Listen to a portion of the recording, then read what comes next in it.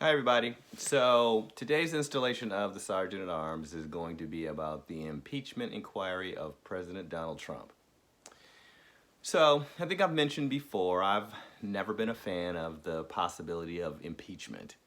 Um, it actually just will likely end up being an exercise in futility, which is why I feel like let's not even put ourselves through that. It's just more of a waste of time. However, with the most recent developments, I don't think we have much of a choice other than to consider that. I agree with Nancy Pelosi on this one, which is she wasn't for it. She probably is still not for it, but she has to consider it.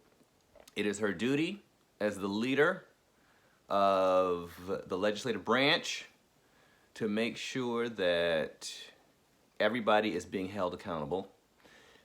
This is what checks and balances is all about, and so she has to do that. Now, let's take a look at what actually is happening. So, the problem is President Trump has asked the president of Ukraine to investigate Joe Biden and his son Hunter Biden for their dealings in Ukraine, which is more Hunter Biden's dealings in Ukraine with a Ukrainian company.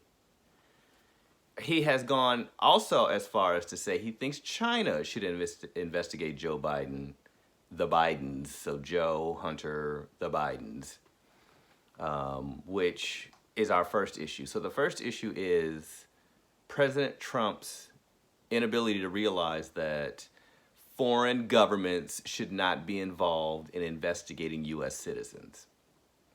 We have an intelligence community, the FBI, the CIA, the NSA. These are the people who need to conduct investigations with regard to U.S. citizens' crimes.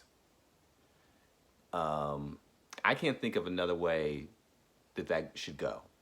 And the idea that President Trump, who is an educated man, doesn't really understand where he went wrong or where that is wrong, I'm having difficulty with that. There is no circumstance under which the president of another country or the leader of another country should be involved in anything like that. Now, let's go back to Hunter Biden again for a second. So, Hunter Biden, grown man, his father happens to be the vice president of the United States. As far as I'm concerned, the family members of elected officials and public servants have nothing to do with that person's duty to their office.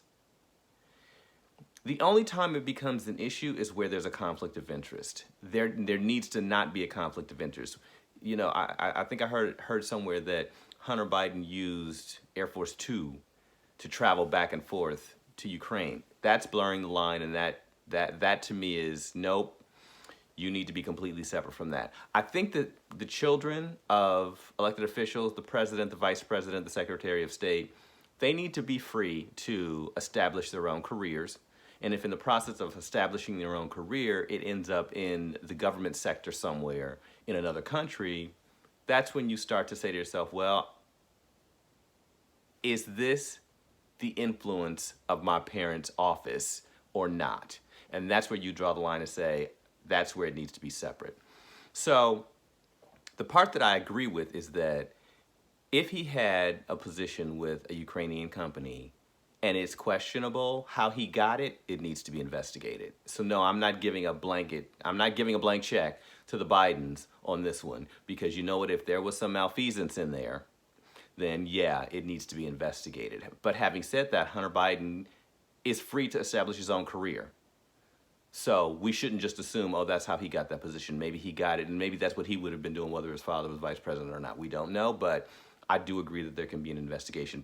Let's talk about Ivanka Trump and her husband as well, because I recently read an article that suggested that Jared Kushner and Ivanka Trump have made $80-some million in the time that Donald Trump has been in the White House, and some of it has been the influence of him being in the White House. Investigate, please.